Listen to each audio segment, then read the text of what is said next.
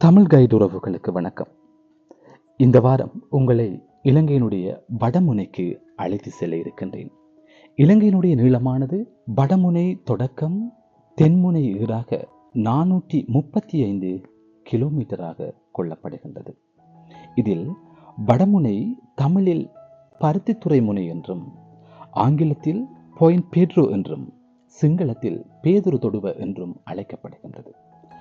ஆங்கிலம் மற்றும் சிங்களத்திலே சொல்லப்படுகின்ற பெயரானது போர்த்துகேயரது வருகைக்கு பின்னரே பெயர் கொள்ளப்படுவதாக ஊகிக்க முடிகின்றது. காரணம், பாயிண்ட் பேட்ரோ என்று ஆங்கிலத்திலும் பேதுரு தொடுவ என்று சிங்களத்திலும் பொருள் கொள்ளப்பட, தமிழில் மாத்திரமே காரண பெயராக இந்த பருத்தித்துறை முனை கொள்ளப்படுகின்றது.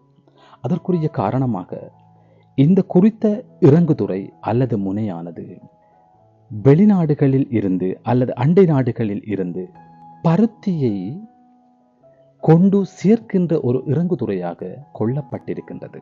அதனால் தான் இந்த பருத்தித்துறை என்ற பெயர் வந்ததாக அறிய கிடைக்கின்றது.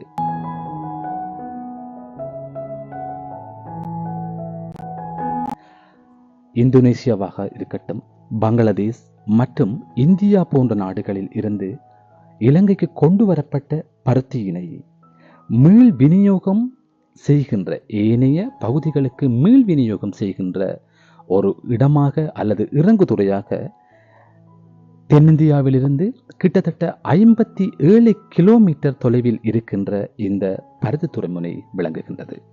இந்த பருத்தித்துறை முனையுடைய சிறப்பம்சங்களாக 1931 ஆண்டு ஆங்கிலேயரால் கட்டப்பட்ட ஒரு கலங்கரை விளக்கம், போர்த்துகேயரது காலனித்துவ ஆட்சி காலத்திலே கட்டப்பட்டு இயற்கை அனர்த்தங்களால் சிதைவடைந்த போர்த்துகேயரது கோட்டை என்பன அணி செய்ய, அதனுடன் இணைந்த வகையிலே சுனாமிக்கு முன்னரான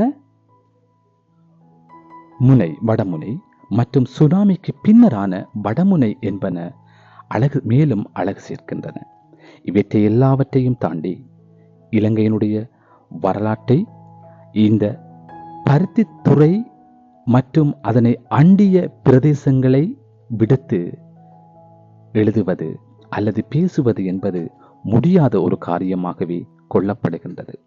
காரணம், நான் ஆரம்பத்தில் குறிப்பிட்டது போன்று தென்னிந்தியாவிலிருந்து கிட்டத்தட்ட 57 கிலோமீட்டர் தொலைவிலே இருக்கின்ற இந்த குறித்த பருத்தித்துறை முனை மற்றும் அதனுடன் சேர்ந்த பிரதேசமானது வெளிநாட்டு தொடர்புகளை முற்காலத்திலிருந்தே கொண்டிருந்த ஒரு பிரதேசமாக கொள்ளப்படுவது சிறப்பம்சமாகும்.